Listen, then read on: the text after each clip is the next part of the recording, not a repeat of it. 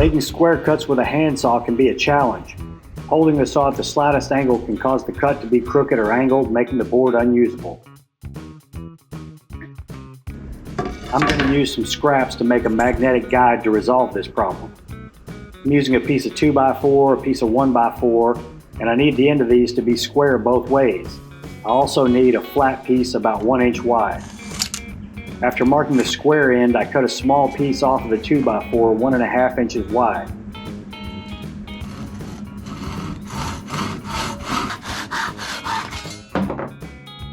This piece will be attached to the square end of the 1x4 to act as a fence for the saw. But first I need to see how long I want the guide to be by finding the length that's comfortable to hold. About 9 inches is good for me, so I'll cut it there.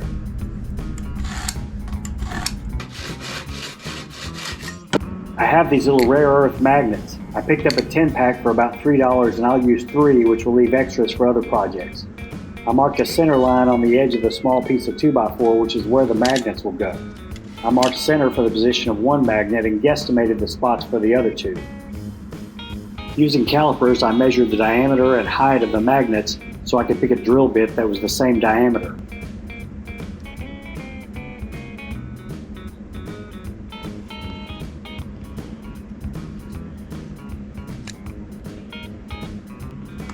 I put a piece of tape on my drill bit to mark the depth I need to hold.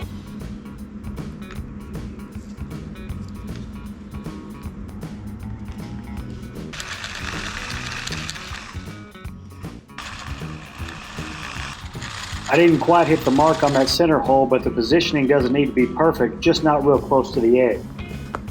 The magnets need to be flush with the wood or a little deeper. I don't want them sticking out.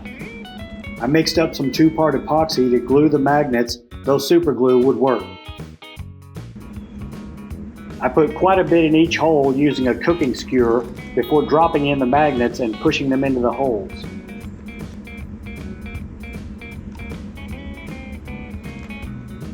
I marked the square end of the 1x4 so I wouldn't forget and moved on to attaching the guide rail to the edge of the 1x4 with wood glue and a couple of clamps. The rail should overhang the 1x4 by only 1/4 to 3/8 of an inch. If it overhangs too far, the guide won't work on thinner boards like 1x. I also glued the piece with the magnets onto the 1x4 and used a square to make sure the edges of both pieces of wood were flat and square with one another.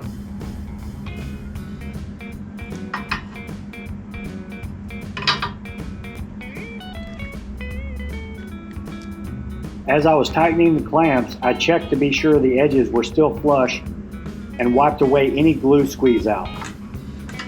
I let this dry overnight. The next morning, I cut off the excess wood from both ends of the jig and removed the clamps.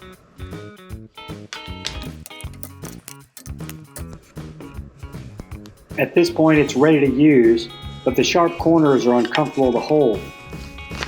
So I sanded the whole thing with 220 grit sandpaper, making sure to round over the corners, especially on the top where I'd be holding it when in use. I also put a coat of stain on the entire piece so I knew it wasn't scrap wood. I like to use shop towels for this. It turns out gold and oak stain is almost the same color as pine. Maybe something darker would have been better, but I'm using what I've got.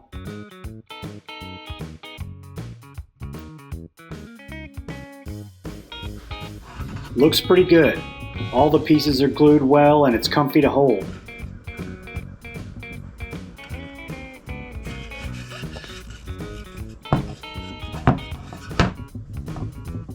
Most importantly, my saw sticks right to the edge thanks to the magnets.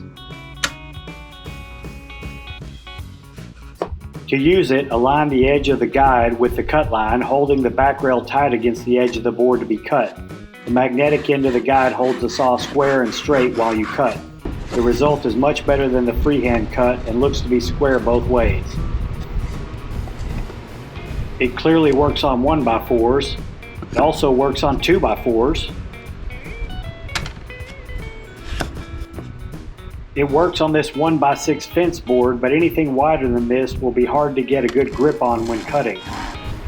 It also works on smaller pieces by tilting the guide down onto the work surface.